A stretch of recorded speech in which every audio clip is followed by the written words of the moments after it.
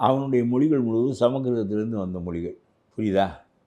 விந்தியத்துக்கு வடக்கே உள்ள எல்லா மொழிகளும், அஸ்ஸாமாக இருக்கட்டும், ஒரியாவாக இருக்கட்டும், வங்காளமாக இருக்கட்டும், எல்லாத்துக்கும் அடித்தளம் வந்து சமஸ்கிருதம்.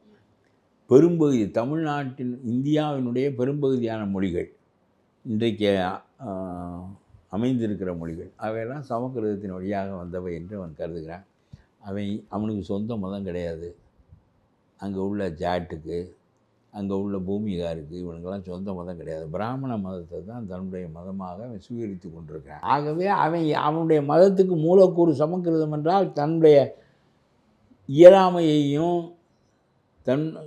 நம்ம மொழி அவ்வளவு சக்தியற்று இருக்கிறதே என்றெல்லாம், நம்ம மொழி அதிலிருந்து வந்தது. ஆகவே மூல மொழி சமஸ்கிருதம். நீ திராவிட மொழிகளுக்கு ஒதுக்குறதுக்கு நீ திராவிட இன உணர்வே உண்டாக்கலையே. இன உணர்வை உண்டாக்கியிருக்கிறாயா? நீ எங்களுடைய திராவிட மொழிகள் சிறந்தவை, 5 மொழிகளுக்கும் ஆகுங்க என்றால், தமிழிலிருந்து கன்னடம் வந்தது என்றால் ஒருத்தன் புரியாமல் பேசுகிறான் ஒரு முதலமைச்சர். அதெல்லாம் கிடையாது அப்படின்னு. அப்புறம் சமஸ்கிருதத்துலேருந்து வந்துடுவான்னு சொல்லு.